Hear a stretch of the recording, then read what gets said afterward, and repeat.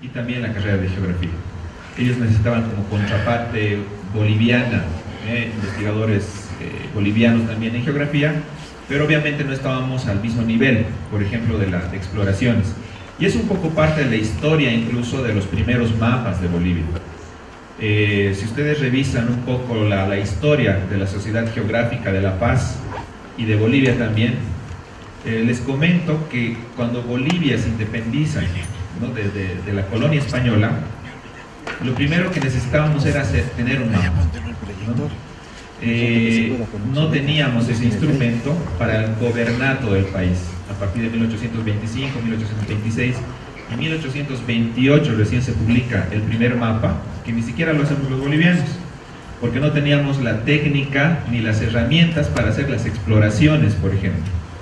Si ustedes se dan cuenta, en esa época los primeros exploradores, tanto en tierra como en mar, eran los europeos. En mar, sobre todo porque se atravesaron todo el Atlántico para llegar a América, y eran expertos en la navegación. Esa época no había, por ejemplo, GPS, ¿no? Entonces la navegación era astronómica, y sobre todo en tierra ya empezaban a explorar y a conquistar y a colonizar nuevos espacios.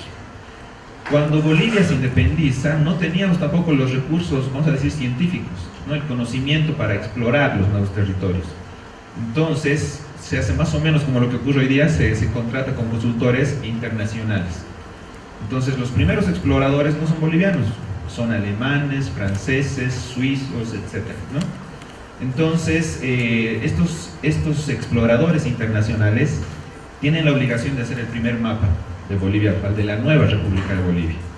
Los diarios geográficos son bien interesantes porque ustedes pueden ver, por ejemplo, en el área de Santa Cruz, donde todavía relatan que había caníbales, ¿no?, por ejemplo.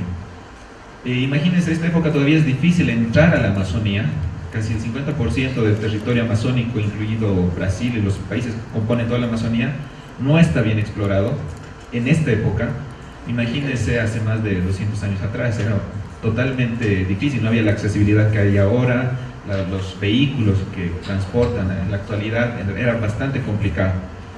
Entonces llevar misiones de exploración fue bastante complejo, e incluso la impresión del mapa, el mapa de Linares, conocido como el mapa de Linares, que ustedes lo pueden encontrar, por ejemplo, en el Prado, algunas copias. No teníamos ni siquiera la tecnología para imprimir el primer mapa. Entonces este mapa se lo imprime en la casa Colton en Nueva York, ¿no? O sea, no teníamos ni la tecnología para la impresión, por ejemplo, de esta información. Lamentablemente, cuando de Nueva York viene el barco hasta el Pacífico para traerlos hasta La Paz, este barco se inunda con todas las copias del primer mapa de la República de Bolivia como República de Bolivia. Y aparte que este mapa, así como ocurre actualmente, las consultorías, les comentaba, fue la primera deuda externa de Bolivia, porque no teníamos recursos para pagar estos consultores, ni recursos para pagar el mapa impreso. Entonces así nace la primera deuda externa de Bolivia. Eso está escrito en las revistas de la Sociedad Geográfica, ¿no?, de La Paz. Lo pueden encontrar en las bibliotecas municipales, en la biblioteca de la vicepresidencia. Entonces esta es una historia un poco trágica, tanto de la cartografía como de la geografía. Los primeros investigadores, por ejemplo, también fueron franceses, exploradores. Por ejemplo, ustedes tal vez reconocen a d'Orbigny, investigador francés, explorador, que no solo ha explorado Bolivia, y él relataba y hacía un inventario de todas las especies vegetales, animales, incluso comunidades de personas, tribus que encontraba. Ha sido uno de los exploradores más reconocidos a nivel mundial, que ha explorado obviamente Bolivia. Y es hasta ahora que se tienen relatos y sus datos de esas personas que se toman en cuenta, por ejemplo, para los libros de geografía. Bueno, y como les decía, mucho no ha cambiado, y por esa razón todavía no estamos acostumbrados como bolivianos a explorar, ¿no? Los primeros financiamientos, como les decía, fueron de los franceses. Se crea el instituto el año 1993, y normalmente las investigaciones que se hacían en el Instituto de Investigaciones Geográficas eran ideas, ¿no?, y necesidades de los países europeos. Aparte de los franceses, también han venido, por ejemplo, alemanes, han venido de Bélgica, de Holanda, pero ellos ya tenían su concepto de querer, qué es lo que quieren estudiar en Bolivia y por qué les atraía Bolivia, por ejemplo, ¿no? Porque Bolivia, ustedes como saben, es una diversidad en recursos naturales y en recursos humanos. Entonces querían comprender y entender y publicar esa información. Hasta el 2009, todas las publicaciones son, todos los productos de la investigación son 90% de Francia, ¿no? Que han trabajado en el Instituto de Investigaciones Geográficas. Pero a partir del 2009 nosotros hemos tenido recursos indirectos de los hidrocarburos. Por ejemplo, las tesis que nosotros hacemos como estudiantes, normalmente cada estudiante se financia su proyecto de investigación. Y en esta oportunidad los investigadores, los docentes investigadores, no tenían fondos, por ejemplo, hace más de 10 años para poder imprimir, por ejemplo, los proyectos o los productos, o hacer este tipo de conferencias para poder intercambiar ideas. No había la forma, ¿no? Entonces era un poco más precaria esa forma de organizarse por la falta de dinero. Los que sí hacían eran los investigadores internacionales. Pero llegan los productos, los recursos IDH, y a partir de eso nos empiezan a dar fondos. Y toda la universidad y todos los institutos de investigación que hay en la universidad empezamos a competir por esos recursos, porque es un concurso. Entonces, en geografía, relativamente nos ha sido fácil ganar proyectos de investigación, porque justamente es un área que no se ha tocado mucho. Algo así como en el turismo o como en gastronomía, por ejemplo, son áreas que son, vamos a decir, vírgenes en lo que es investigación, ¿no? Entonces, al no haber ese campo de investigación tan saturado como era, por ejemplo, biología, geología, otros temas, son nuevos temas de investigación y hemos ganado proyectos. Cada docente o cada investigador, tenemos cerca de 11 investigadores, ha podido ganar su proyecto de investigación IDH compitiendo con los demás institutos de investigaciones. Entonces, a partir de ahí, ha sido importante porque nosotros, como bolivianos, ya podíamos investigar sobre temas que nos interesaban, ¿no? Por ejemplo, si alguien tiene un proyecto que quiere investigar el desarrollo, la historia y todo lo concerniente a lo que es la chicha, ¿no? Eso seguro a que a los investigadores europeos tal vez, o extranjeros, vamos a decir, no les interesa. Pero a los bolivianos sí, porque nos interesa rescatar esa información. Nos interesa hacer la historia, que tal vez no esté escrita. Y si está escrita, tal vez no tienen esas referencias bibliográficas para poder publicar esa información. Pero a nosotros sí nos interesa. Entonces han empezado a publicar y a hacer investigación sobre estos proyectos. Entonces, a partir del 2009, ya con ideas propias de los investigadores geógrafos bolivianos, he empezado a desarrollar estas áreas. Bueno, esta es una de las diapositivas que nosotros hemos traído sobre cómo influenciaba, por ejemplo, el crecimiento de la ciudad del Alto, de la ciudad de La Paz. Pero antes de empezar una investigación geográfica, a nosotros nos enseñan que tenemos que identificar la zona. Normalmente se llama la zona fisiográfica, a diferentes escalas. A nivel, por ejemplo, de Sudamérica es bien fácil identificar las zonas fisiográficas. Vamos a decir, por ejemplo, la cordillera de los Andes, la Amazonía, el Chaco, ¿no? Para hacerlo más fácil. Si ustedes ven a nivel regional sudamericano, toda la cordillera de los Andes es una unidad de paisaje, es así como le llamamos.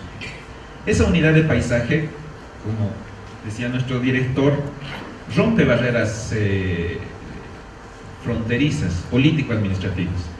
Ecuador, Perú, Bolivia, Chile, son parte de la cordillera de los Andes, y a pesar que son diferentes países, las costumbres, ¿no? Y la misma personalidad de la gente, ¿no? La misma forma de ser de la gente, son básicamente las mismas. Compartimos, por ejemplo, se han ido formando incluso las culturas, por ejemplo, el lenguaje, el quechua, el aymara, ¿no? Están unidas y están ligadas a su paisaje, que básicamente serían los Andes, donde más se han desarrollado las diferentes culturas prehispánicas. Si ustedes tienen la oportunidad de viajar, por ejemplo, a Ecuador, a Colombia, a Perú, hay en ciertos lugares que compartimos esas costumbres y normalmente están identificadas por esas zonas, que son los Andes, ¿no? Tenemos la otra zona, que es la Amazonía. La Amazonía igual tiene sus propias lenguas, su propia forma de ser, ¿no? sus propias culturas, incluso por el paisaje que tiene, que ya no es tan montañoso sino plano y es más selvático. Por ejemplo, no conocen la nieve en el área de la Amazonía. También tienen su propia cultura y su propia forma de organizar su territorio, de organizar su espacio y de organizar sus productos, ¿no? Y lo mismo pasa en el área del Chaco.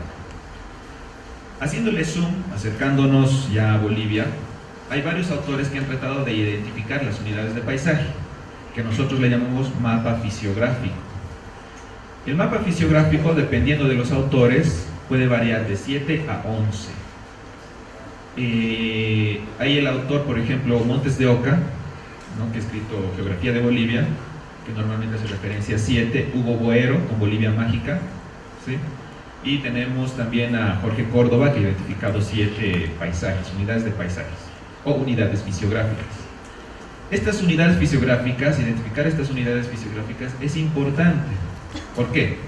Por ejemplo, en Bolivia somos parte de la cordillera de los Andes, pero también somos parte de la Amazonía y somos también parte del Chaco. Pero como les decía, haciendo zoom, dentro de la cordillera de los Andes ya tenemos la cordillera occidental, la cordillera oriental, el altiplano, luego tenemos los valles interandinos, ¿no?, la serranía, la llanura chacoveniana, la serranía chiquitana. Son esas unidades fisiográficas principales por las que están divididas el país. Y cada unidad fisiográfica tiene un tipo de producción. Por ejemplo, en el altiplano, encontrar chicha, por ejemplo, es más complicado, ¿no? O en el Chaco. Pero hay ciertas zonas que se caracterizan por las actividades humanas y por los recursos que tienen. Las áreas mineras, las áreas de gas, las áreas de producción de soya. Ahora, la historia del país ha sido básicamente ligada a su estructura geográfica, ¿no?, a sus unidades de paisaje. Hemos terminado de publicar un libro donde justamente es parte de esta investigación, donde desde el siglo XVI hasta el siglo XIX, una de las ciudades más importantes del mundo era Potosí, ¿no? Era como ir a Nueva York por el Cerro Rico de Potosí, ¿no? Ha estado Cervantes incluso en Potosí, mucha gente famosa.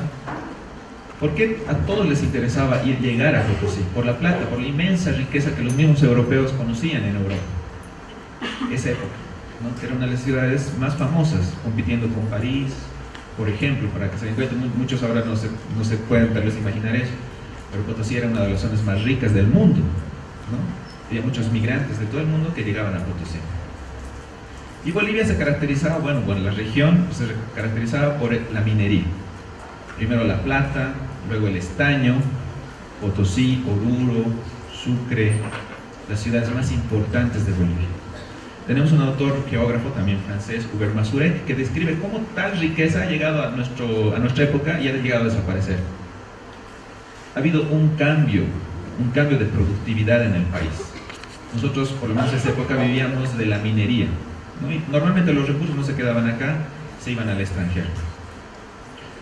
Pero ahora está pasando algo. Ahora estamos viviendo en otra época donde las ciudades incluso que más migrantes está teniendo, ¿no?, está votando, vamos a decir, son Potosí, Oruro, ciudades que antes eran millonarias. ¿Pero por qué? Porque el recurso minero ya no tiene tal valor como antes, como en esa época. ¿Pero qué está pasando? El balance geográfico de la parte occidental está pasando a la parte de los llanos. El gas, por ejemplo, en el Chaco, y la producción agrícola y ganadera en la llanura chacoveniana, que básicamente está comprendido por Pando, Beni, Santa Cruz. Entonces está habiendo un cambio de la riqueza hacia la parte oriental, ¿no? Hay mejores infraestructuras actualmente y las ciudades se están llenando y se está migrando más a ese lugar. ¿Por qué? Porque el territorio dependía de su productividad. Pero ¿qué pasaba con la paz? La Paz es bien interesante porque aparte de que no es una zona minera, ni es una zona agrícola como tal, ni ganadera, ni tiene gas, sigue creciendo. Ustedes han visto, esto es una representación de La Paz y el Alto. La Paz, que es una ciudad del siglo XV incluso, fundada en el siglo XV, y el Alto, que se ha fundado el año 2000. Ahora es mucho más grande, 3 veces más grande el Alto que la ciudad de La Paz, pero esta mancha urbana sigue creciendo. ¿Pero por qué? La pregunta es ¿por qué? Si los recursos realmente no están localizados en La Paz. No hay minería, ni agricultura. Porque desde que, ustedes saben, se ha cambiado la capital, que era Sucre, a La Paz. Bueno, sigue siendo Sucre, ¿no? Pero la sede de gobierno, el poder gubernamental está en La Paz. El poder administrativo, político-administrativo está en La Paz. ¿Por qué se ha cambiado de lugar ese poder? Porque de alguna manera esta zona tenía cierta organización política y territorial. La guerra o la revolución con los liberales, por ejemplo, ha permitido que se dividan los poderes administrativos y los principales poderes se vengan acá a La Paz. Pero ¿y por qué La Paz se convierte en un centro, un núcleo interesante de desarrollo y que sigue creciendo? Pese a que no tiene recursos naturales claves como para mover la economía del país. Es interesante porque es como un enclave geográfico, ¿ya? La Paz no vive de sus recursos naturales, vive de una producción terciaria, que es el comercio. Es como más o menos los mercaderes de la India, ¿no? Los chinos. En La Paz, vamos a decir actualmente, los comerciantes se concentran en La Paz, en el Alto. Las ferias, por ejemplo, solo viendo las ferias en la ciudad del Alto, en la ciudad de La Paz, cómo hay ese intercambio de flujo. Y además es un enclave porque es una zona central. A no más de 6 horas, vamos a decir, si no hubiera frontera con Chile, podemos ir a la playa, en el Pacífico, ¿sí? Vamos a decir 8 horas, digamos, aproximadamente. Los Yungas, los valles de los Yungas, 2 horas actualmente. El altiplano, diferentes tipos de paisajes, y La Paz está justo en la terminal del altiplano y empiezan los valles interandinos, en el subandino. Entonces, esa conexión, ese punto de localización estratégico ha hecho que La Paz se convierta en un centro de poder, un centro político administrativo. ¿Por qué? Porque todos los comerciantes se juntaban en La Paz. De los valles traían coca, del mar traían diferentes productos, del altiplano la papa, etc. Había un intercambio comercial que se concentraba en este lugar. Y obviamente eso hacía mover la economía. Entonces, a pesar que en el occidente la minería ha decaído bastante, y en el oriente está generando más riqueza, por ejemplo el gas y la agricultura, La Paz sigue creciendo, porque no depende de sus recursos naturales. ¿Qué ha pasado con Oruro? ¿Qué ha pasado con Potosí? ¿Por qué ha decaído tanto? Porque dependían de sus recursos naturales. Había una dependencia directa, y al no tener ya el recurso mineral, o seguir teniendo, pero se devalúa el recurso mineral, ya no vale tanto como antes, entonces esas ciudades se empobrecen. Pero depende, después ya en el oriente empieza a crecer el precio del gas, la soya, la ganadería, diferentes tipos de cultivos, pero ya no cambiamos de la minería a, por ejemplo, la agricultura. Y esto empieza a tener mejores precios, lo empiezan a vender mejor, pero igual ese lugar, el oriente, está dependiendo de sus recursos naturales, cosa que La Paz no, sigue dependiendo de su localización estratégica, de un lugar de comercio y de intercambio. Entonces, es algo que se tiene que tomar en cuenta. En el caso de las zonas fisiográficas, normalmente nosotros justamente hicimos un trabajo con el BID, donde nos han pedido identificar las zonas de productividad. Y las zonas de productividad significa qué produce, por ejemplo, cada municipio, en qué se especializa cada municipio, cada zona. Nosotros les explicamos lo mismo que ahora estamos explicando, que el país se tiene que dividir en zonas fisiográficas, en unidades de paisaje. Por ejemplo, también en este trabajo se habla sobre riesgos. No nos vamos a ir, por decir, a Santa Cruz a hablar de deslizamientos, ¿no? O al Alto, por ejemplo. Pero no, en lugares planos, ¿qué ocurren en términos de desastre? Inundaciones. Entonces, dependiendo del lugar, de su paisaje, hay cierta actividad principal. hay cierta especialización. Entonces, por ejemplo, hace unas 2 semanas vinieron unos investigadores brasileros que nunca habían visto la nieve, ¿no? Y ellos querían ver nieve. O sea, era su mayor atractivo, más que el teleférico y cualquier cosa, querían ver nieve, ¿no? Querían comer llama, ¿no? O sea, era algo que ellos nunca en su vida habían visto, tocado, solo tal vez por la televisión. Entonces, pero para nosotros eso es casi común. A veces hay nevada acá, podemos comer charque, por ejemplo. Es relativamente fácil conseguir esos alimentos.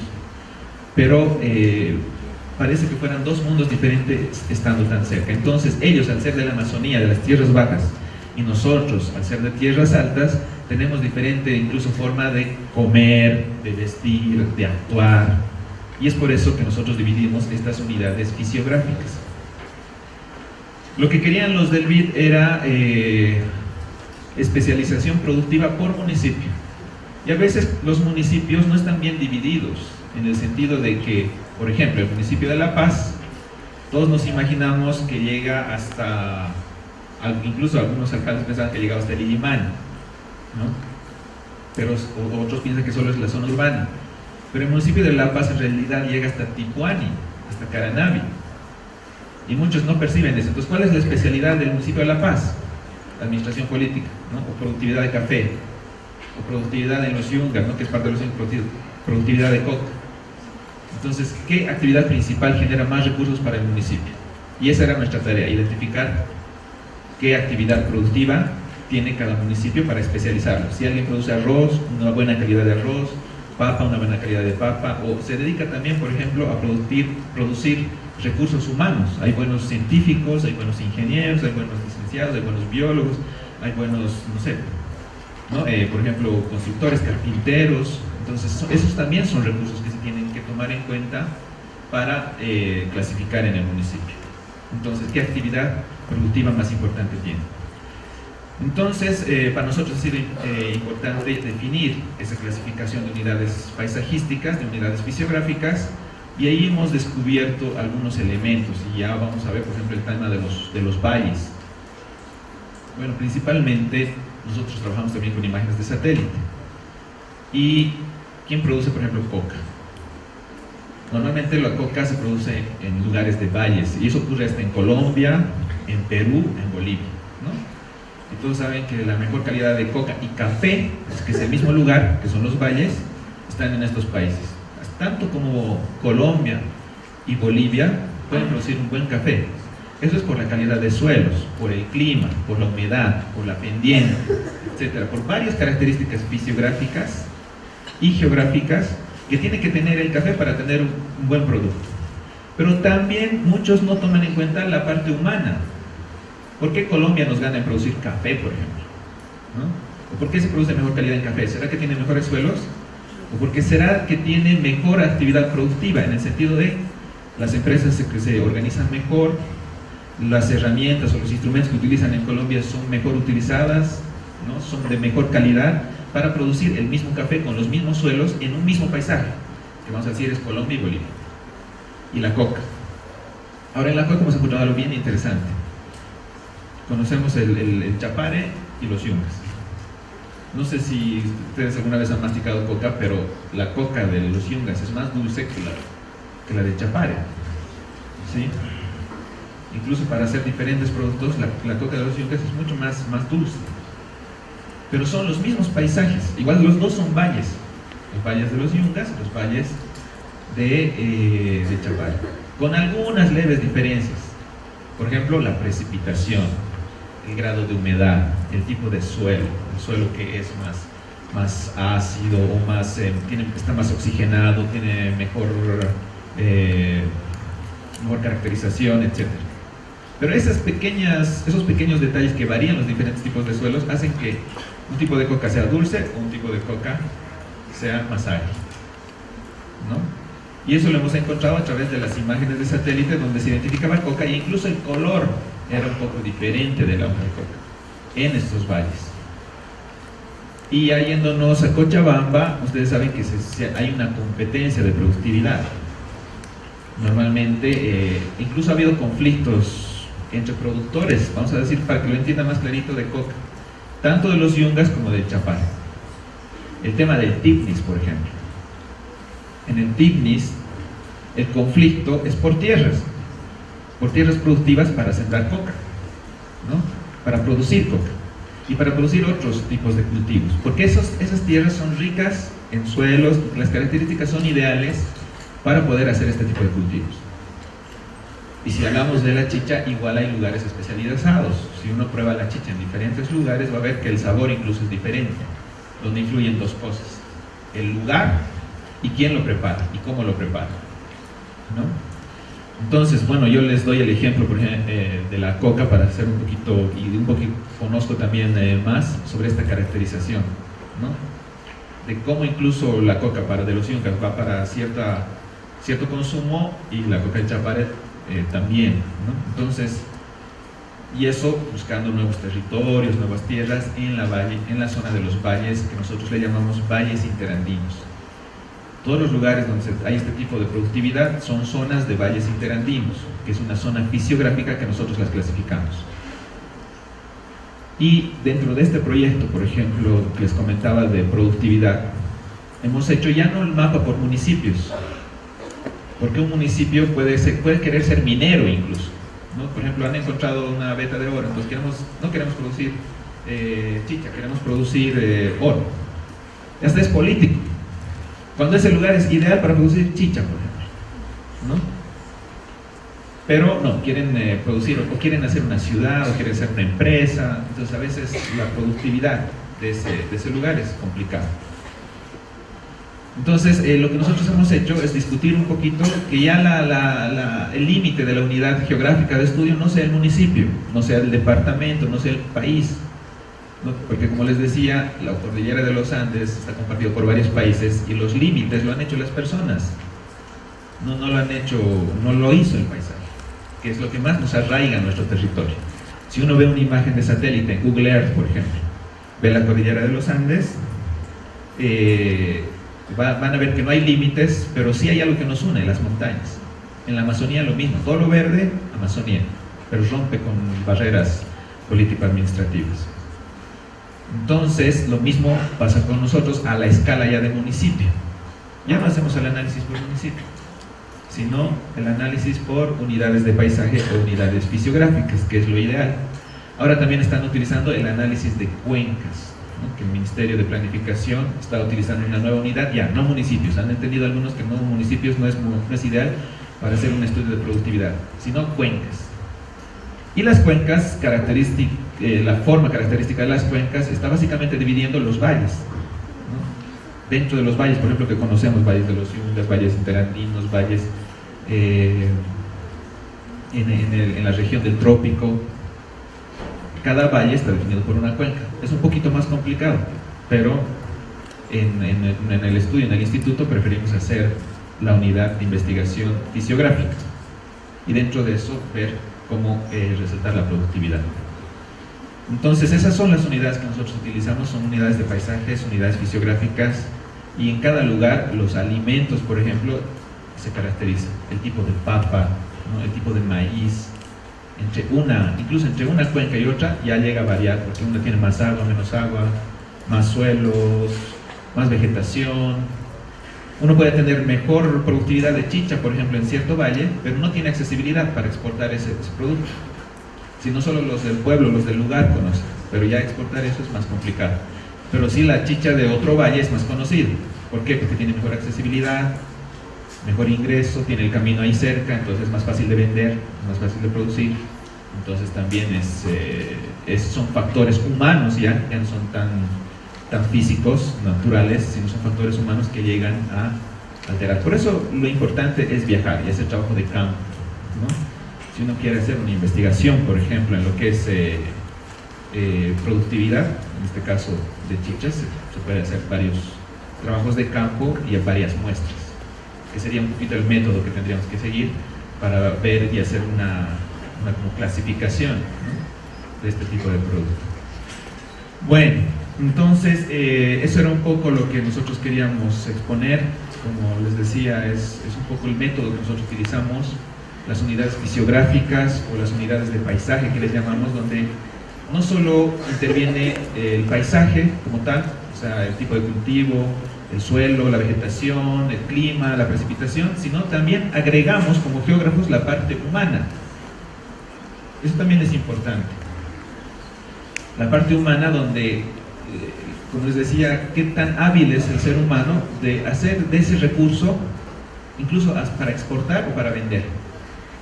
O hay gente que tal vez no le interesa, donde, por ejemplo, las naranjas en algunos valles, ¿no? Los plátanos están cayendo y se están pudriendo porque tal vez es más costoso llevarlos a la ciudad a vender, ¿no? Pues más trabajo, pierde más.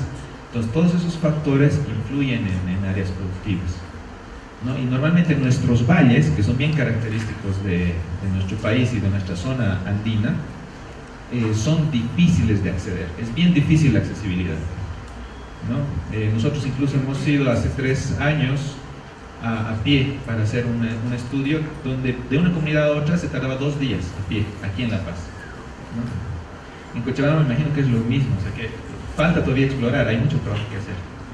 Entonces, bueno, esta es una forma metodológica que yo les comparto para que ustedes puedan hacer sus proyectos, sus trabajos, donde estoy seguro que incluso van a descubrir nuevas formas de vivir y nuevas formas hasta de alimentarse, nuevas frutas, nuevos productos, nuevas formas, nuevos tipos de chicha, por ejemplo, ¿no? Entonces eso todavía es posible encontrar y es interesante como método para investigar, ¿no?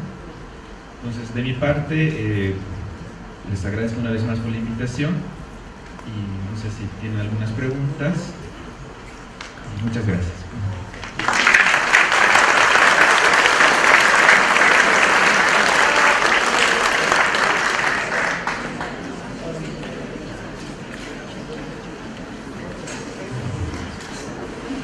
Buenos días.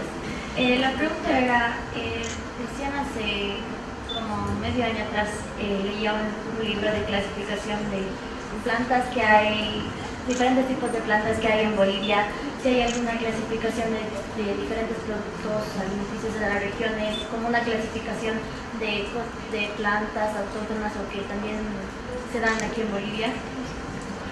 Sí, hay bastantes investigadores que a veces no lo comparten. Por ejemplo, nosotros tenemos, por decir, un mapa de productividad y no lo compartimos con la comunidad, que ustedes básicamente serían los especialistas de decir, la mejor papa, por ejemplo, está en tal municipio, entonces hay que ir ahí a sacar papa. Pero no hay esa relación a veces entre la investigación, los proyectos gubernamentales y los empresarios, por ejemplo, que tienen sus restaurantes. Hay esa información, ¿no? de diferentes tipos de vegetación. Hay el mapa de vegetación de Bolivia, ¿no? que se lo puede encontrar incluso en internet. Hay diferentes autores que han publicado el mapa de vegetación, ¿no? Y lo que sí es interesante en la pregunta es que no lo conectan, por ejemplo, con tipos de vegetación que pueden servir para algo. Lo único que te hacen es un inventario. Hay este tipo de vegetación, plantas en las partes andinas, en la parte amazónica, etc. Te hacen una clasificación. Pero sí, como usted tiene razón, lo que falta es decir para qué sirve esa planta. Puede ser una planta medicinal o puede ser un tipo de vegetación para cultivos, para comer, etc. Eso es lo que falta, ¿no? Solo nos dan un inventario, pero no nos dicen para qué puede servir, por ejemplo. Eso sí, no hay publicaciones, o por lo menos no hay muchas publicaciones de ese tipo. Pero sí hay inventarios de vegetación, mapas de vegetación, eso sí hay. Buenos días, licenciado. Quisiera que me corrija si estoy mal. Yo tengo una información que acá, usted dijo que aquí en La Paz no se produce mucho en el área de producción de alimentos primarios. Yo tengo una información de que aquí producíamos quinoa, chuño, incluso ahora se están implementando en el altiplano justamente carpas solares donde se puede producir incluso hasta varios alimentos como son las manzanas, plátanos, lechugas y bastantes variedades de vegetales de alimentos de cualquier tipo de variedad. Entonces yo creo que en ese aspecto nosotros estamos produciendo o no. Sí, lo que justamente es buena la pregunta porque para aclarar el aspecto geográfico justamente. Cuando yo hablo de La Paz, y me refería a La Paz, no me refería al departamento, sino a la ciudad. ¿Sí? Eso es bien importante. Por ejemplo, la ciudad de Potosí, la ciudad de Oruro, la ciudad de Santa Cruz, ¿no? O sea, ¿quiénes han impulsado que crezca esa urbe? En Potosí, la minería, ¿no? A eso me refería. Obviamente en La Paz hay diferentes, por ejemplo, dentro del departamento de La Paz nosotros tenemos una investigadora que trabaja la producción de azúcar en el norte de La Paz, en Ixiames, en la nueva azucarera. Obviamente hay productividad en La Paz y se están influenciando nuevas formas de producción. Hay quinoa, hay leche, aquí sin ir lejos en el altiplano hay bastante leche, ¿no? Que incluso los peruanos creo que vienen a sacar leche de aquí de las vacas del altiplano y se las llevan a Perú, ¿no? Para diferentes empresas. Sí hay productividad, pero me refería a la especialización que han creado las ciudades, ¿no? Por ejemplo, en soya, en quinoa, etcétera, me refería a que si hay tanta productividad de quinoa y que generen una ciudad o un pueblo y que esto crezca y se mantenga, es importante y depende de sus recursos naturales. Pero más me refería a la ciudad que al departamento. Y en el departamento obviamente hay diferentes tipos de cultivos, ¿no? Es bien diverso también el departamento de La Paz. Tenemos el altiplano, tenemos valles, tenemos llanuras, ¿no? Eso es un poquito para aclarar. Gracias. Quería saber si es que tenían algún proyecto de implementación de fertilidad en zonas áridas de los Andes. Sí, yo conozco que sí hay, nosotros no lo estamos haciendo, pero en la Facultad de Agronomía sí están haciendo sobre la fertilidad en algunos cultivos, porque también eso es poco discutible porque están empezando a utilizar transgénicos, ¿no? Entonces ahí hay una discusión de si haces fértil un suelo a la fuerza o lo cuidas. Entonces normalmente los productos naturales están, por lo menos en Europa, están llegando a ser más valiosos, pero los recursos que están como obligados a ser fértiles por ciertas sustancias químicas que hacen el suelo más fértil ya es transgénico. Entonces también está afectando, ¿no?, la productividad. Pero en el aspecto geográfico que ustedes manejan, ¿tienen alguna especie de proyecto de desarrollar estas zonas con algún tipo de producción? No exactamente con químicos para su fertilidad, pero algún tipo de producción que les brinde mayor utilidad. Como tal no tenemos proyectos en ese área, pero sí hay uno de seguridad alimentaria, donde sí aportamos con datos, pero como tal no. Muchas gracias.